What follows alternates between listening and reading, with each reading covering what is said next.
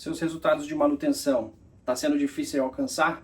Você já parou para pensar o que pode estar atrapalhando no atingimento das metas do seu time de manutenção?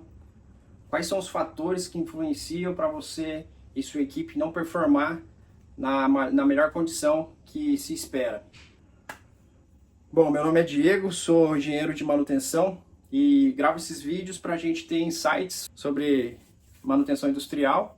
Meu objetivo aqui é mostrar quais pontos que eu tenho, né, a minha visão de manutenção, eu compartilho com vocês para a gente fazer esse debate e, de uma certa forma, eu acrescentar em seus conhecimentos e a gente trocar essa ideia para ir evoluindo juntos nesse mundo da engenharia.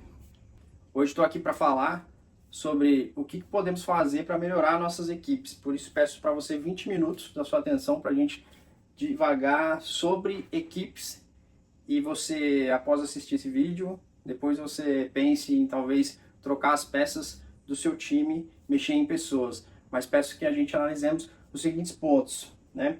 Todo mundo já ouviu falar que o meu time não entrega, fulano e cicrano ali, de repente é uma laranja podre ali no meio do meu time, preciso trocar, não está performando da maneira que eu esperava. E isso a gente acaba colocando todo o teor da manutenção em cima, né, da responsabilidade dos técnicos, sendo que devemos olhar um pouco acima dos técnicos. E trago a reflexão também que se um time é ruim, o que de fato está ruim, né? É muito difícil ter muitas peças ruins num time, né? É pouco improvável que o problema seja várias pessoas.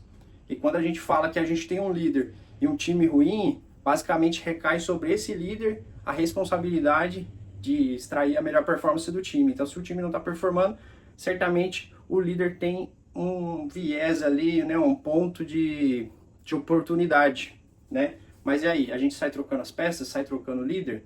Porque o líder que é bom, ele identifica um funcionário ruim, ele não vai ter essa peça ruim no time dele. Mas nem sempre é assim, né? A gente que trabalha com os times sabe que é necessário extrair o máximo de potencial das pessoas e para isso a gente precisa ser empático, a gente precisa conhecer elas, saber qual que é o seu ponto de melhor performance para poder aproveitar, né, de todo o potencial dele na posição correta. E isso são características do líder. É comum, né, a gente falar que o time não entrega, mas a gente já parou para analisar se o sistema permite o time entregar? Equipes não falham sozinho, né? E é muito provável que mesmo tendo equipes boas, se o seu sistema for ruim, você tem uma má performance. E a gente consegue perceber isso até, né, no futebol, assim, né? A gente tem uma equipe toda montada, uma equipe de estrelas, porém existe a possibilidade, né, desse time não performar bem, mesmo tendo todas as melhores peças do tabuleiro.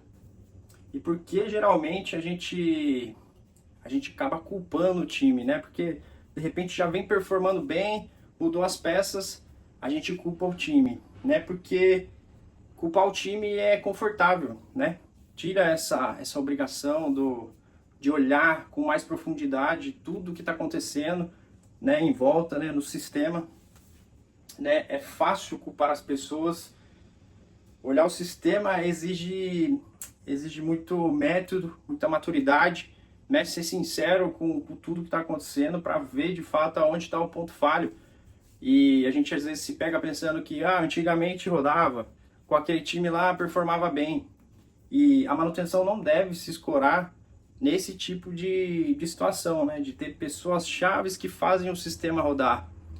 Não é as pessoas que têm que fazer o sistema rodar, o sistema tem que estar ali para facilitar o trabalho dessas pessoas e assim desenvolver o máximo numa rotina clara para todos, não para pessoas específicas performar. Eu não vou querer ter um time que só fulano pode performar ou só fulano pode trabalhar em certo ponto. Eu, como empresário, de repente, eu quero que eu tenha processos muito bem definidos, muito bem claros, para que qualquer um possa vir e desenvolver a atividade com uma curva de aprendizagem não tão longa, uma curva de aprendizagem curta, e que eu consiga repor as peças e de repente até promover esse cara que é muito bem, performa muito bem em uma área. Se eu quiser promover ele e ver a capacidade dele de entrega em outro setor, eu poder usar esse cara. Senão eu acabo amarrando até a carreira profissional de um técnico, por ter uma dependência dele num setor, porque só o conhecimento dele, só o olhar dele que identifica correções que os outros não têm, ele tem mais comprometimento que os outros. Mas se você ensinar, se você evidenciar, dar clareza para o tipo de entrega que você está esperando e que essa entrega seja clara e possível de entregar, a gente consegue ter a repetibilidade no trabalho sem depender de super-herói. E como que eu posso exemplificar ou identificar que o problema de fato é o sistema? Às vezes até as pessoas boas que estão vindo, né, no seu setor para trabalhar nessa área, pessoas boas cometem erro. Então você põe uma determinada tarefa, acontece uma falha, acontece um desvio. Se coloca outro técnico para fazer a intervenção, acontece a mesma falha. Isso é muito evidente que não é as pessoas, não é a habilidade delas que está deixando a desejar, e sim um problema sistêmico que deve ser observado. Pressão ali, a gente fala que a gente entende, né, que quando o time precisa performar, a gente faz aquela pressão no time ali, né, a gente põe um pouquinho de tensão para conseguir extrair mais dos técnicos. Porém, se eu estou tensionando o time, né, e tem que ter uma sensibilidade muito boa nessa parte, os supervisores, para fazer essa tensão no time, porque você consegue extrair de fato, aumentar um pouco de performance, mas muita tensão também chega a espanar, né? Chega a criar coisas piores se você pressionar muito o time. Um pouco de pressão é bom, nenhuma pressão é ruim, então você tem que ser ali, tem que dosar o tanto de pressão que você vai colocar para não tensionar tanto o time. Mas em um ambiente que o resultado não vem sido alcançado pelo time de manutenção, essa tensão tende a ficar maior. E ficando maior, com o supervisor ali em cima, um coordenador, um gerente, forçando muito a entrega de resultado, acaba corrompendo alguns passos, forçando situações para ludibriar indicadores e tal, e a gente começa a caminhar por um lado não muito saudável da manutenção e não é sustentável. É que o papel do líder não é extrair mais da equipe, né? O papel do líder não é extrair mais da equipe, mas é criar sistemas onde o fazer o certo, fazer o ideal, seja um caminho natural. Então, você ter cenário assim é o ideal e, né, seja o supervisor, seja o gerente, melhoria contínua, confiabilidade, a gente trabalha para isso, para que o caminho para a melhor saída, né, para a melhor ação, seja o mais óbvio e o mais simples possível. Essa é a tarefa de melhoria contínua, confiabilidade e manutenção em si. E ver se o sistema, né, de novo, provocar o sistema, se o sistema é factível de entregar o resultado que a gente está esperando, na clareza que a gente quer. Né? E o indicador também, se o indicador-alvo que a gente busca é de fato que nos dá o efeito final que a gente quer. Então tudo isso tem que ser observado, tudo isso tem que ser ponderado dentro do sistema. Porque quando tudo depende de pessoas boas, de um time bom, isso significa que o sistema é fraco. Sintomas que mostram que o sistema tem oportunidade. Erros repetidos, ausência de padrão e trabalho diferente de valor. Quando eu falo de trabalho diferente de valor, é que o trabalho não está otimizado, né? Tá tendo muito esforço para pouco resultado. Né? O time se desdobra muito, se desgasta muito energeticamente para conseguir um ganho de performance pouco, um ganho de indicador pequeno.